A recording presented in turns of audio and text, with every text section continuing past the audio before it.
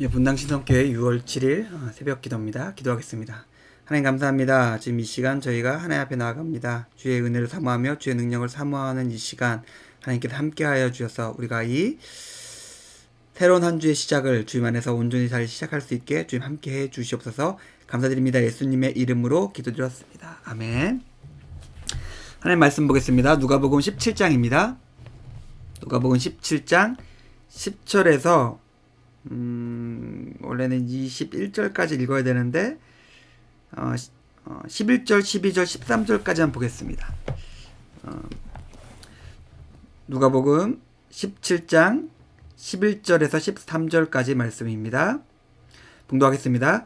예수께서 예루살렘으로 가실 때에 사마리아와 갈릴리 사이로 지나가시다가 한 마을에 들어가시니 나병 환자 10명이 예수를 만나 멀리 서서 소리를 높여 이르되 예수 선생님이여 우리를 불쌍히 여기소서 하거늘. 아멘.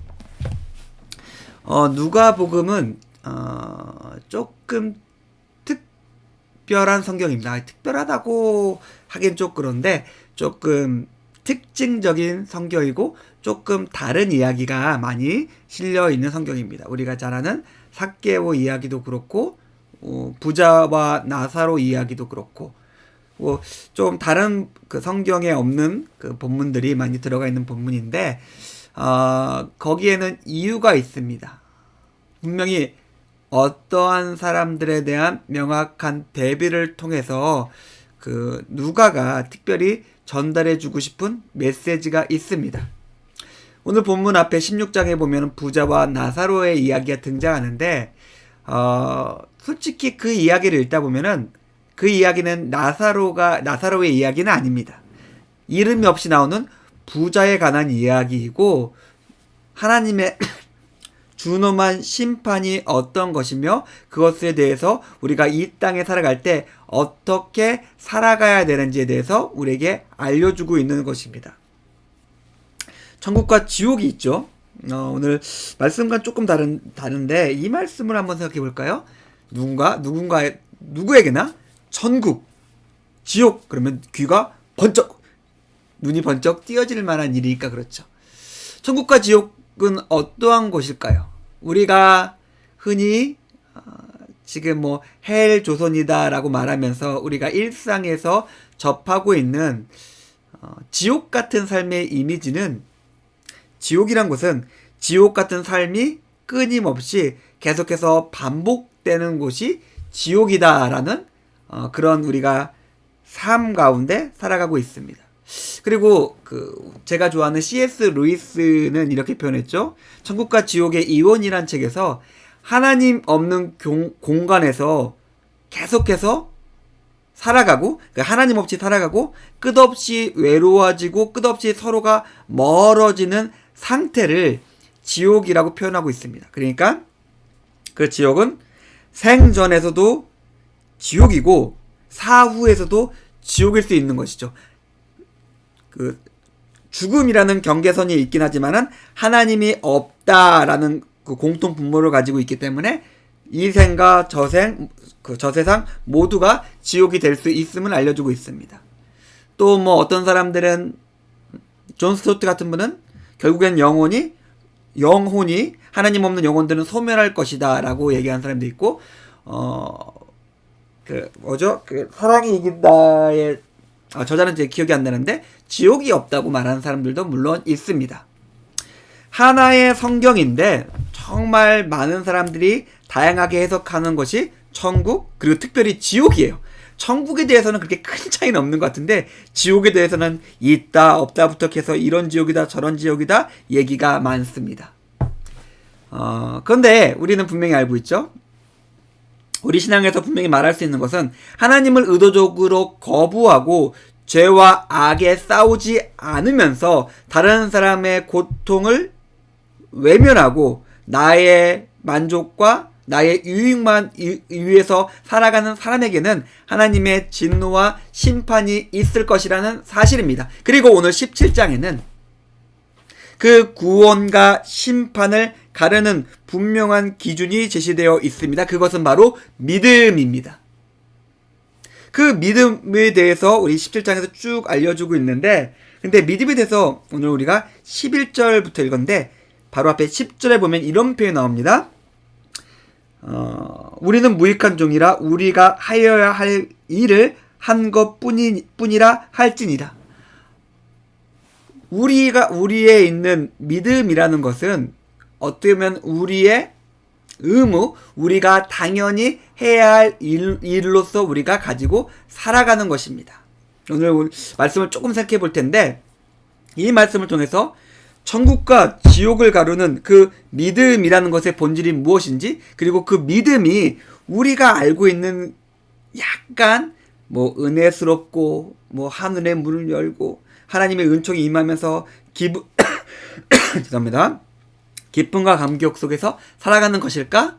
조금 다른 시각을 우리가 한번 생각해 봤으면 좋겠습니다. 먼저 예수님을 만나자마자 소리치고 국류를 구하는 10명의 문둥병자, 한센병, 나병 환자들이 등장합니다.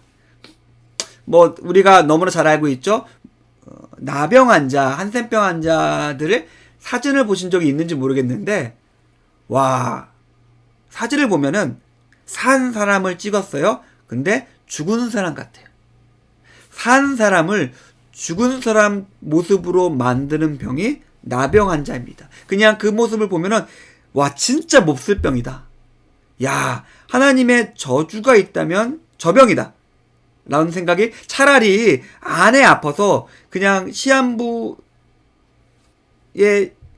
죽음을 맞는 게 차라리 더 낫다고 생각할 정도로 정말 흉측한 몰골을 가지게 되는 병입니다.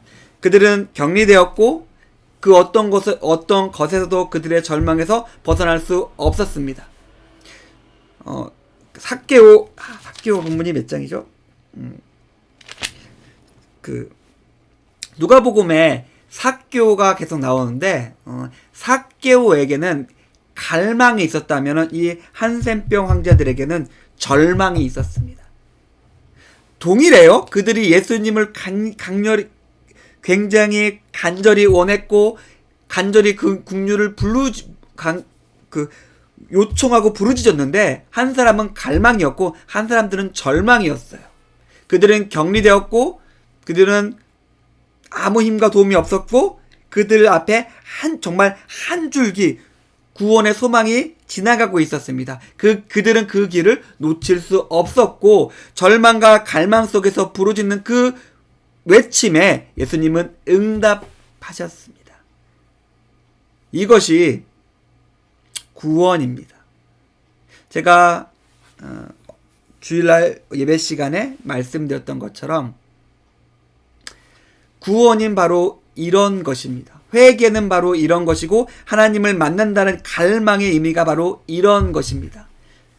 부르짖고, 그러니까 예레미야에서 말씀하시는 것처럼 너는 내게 부르짖어라 내가 내게 응답하겠다라고 했을 때, 하나님의 응답을 이끌어내는 부르짖음이 바로 이런 겁니다. 정말 끝까지 몰린 상황 속에서 아무것도 없이 상하고 부서진 심령을 가진 자들이 마지막 한 줄기 빛을 보고 외치는, 소리 지르는 그 간구가 바로 이 부르짖음입니다. 그리고 그 부르짖음에 우리 주님은 응답하십니다. 응답하시겠다고 말씀하고 있습니다. 이렇게 한번 얘기해 볼까요? 예전에 쇼생크 탈출이라는 정말 명작 영화가 있습니다. 교도소를 탈출하고 탈옥하는 앤디라는 사람이 주인공인 영화인데, 그 사람이 교도소를 탈출할 수 있었던 이유는 무엇이었을까요? 왜 그 수천 명의 사람들이 교도소에 갇혀 있는데 왜 앤디라는 한 사람이 수십 년의 시간 동안 유일하게 탈출할 수 있었을까요?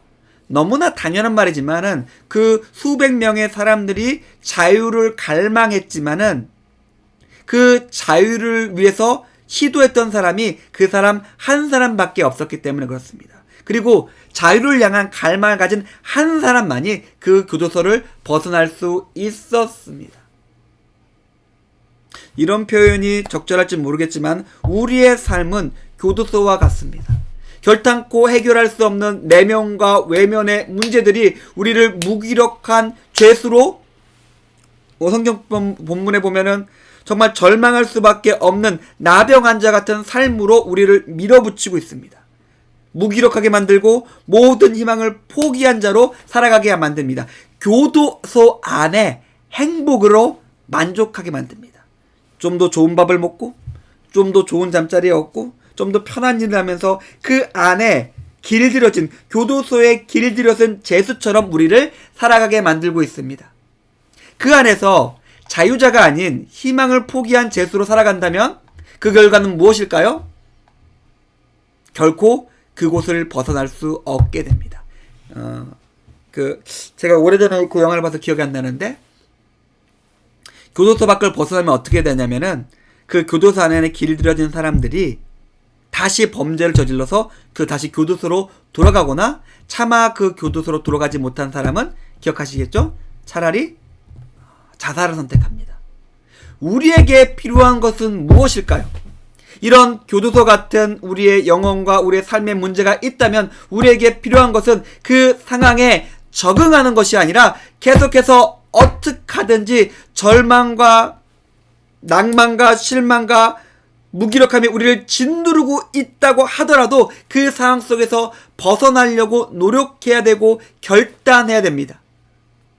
나의 절망과 두려움과 외로움을 받아들이지 않고 끝까지 그것에 저항하는 것입니다. 정상적이지가 않죠. 왜요? 모든 사람들은 거기에 적응하니까. 영혼의 갈망이 있고 영혼의 절망이 있고 그 안에 구원이 필요하다는 것도 잘 알고 있고 내 영혼이 구원받아야 함도 잘 알고 있지만은 그것을 포기하고 살아가는 사람들이 있습니다. 사랑하는 성도님들, 우리는 예수님께 나가야 합니다. 예수님께 외쳐야 합니다. 우리의 상황은 쉽지 않을 것입니다. 매우 어려울 것입니다. 하지만 우리가 나가서 외친다면 예수님은 그 소리를 들어주실 것입니다. 사랑하는 성도님들, 우리가 이번 일주일을 삶을 또 시작할 것입니다. 우리의 삶은 동일할 것입니다. 낭만과 절망이 우리를 짓누를 것입니다. 하지만 우리가 그것으로 포기하지 않으셨으면 좋겠습니다. 기도하시면서 하나님께 외치시면서 온전하고 선한 것들, 우리의 영혼을 살리는 것들을 잡으시고 그 우리의 구원을 날마다 내 삶 가운데서 나타나고 확증시키시는 성도님들의 오늘 하루와 이번 한 주간의 삶이 되기를 주님의 이름으로 축원드립니다. 주기도문 하심으로 오늘 새벽을 마치도록 하겠습니다. 하늘에 계신 우리 아버지여, 이름이 거룩히 여김을 받으시오며 나라가 임하시오며 뜻이 하늘에서 이루어진 것 같이 땅에서 이루어지리이다. 오늘날 우리에게 일용할 양식을 주옵시고 우리가 우리에게 죄 지은 자를 사하여 준 것 같이 우리 죄를 사하여 주옵시고 우리를 시험에 들게 하지 마옵시고 다만 악에서 구하시옵소서. 대개 나라와 권세와 영광이 아버지께 영원히 있사옵나이다. 아멘. 감사합니다.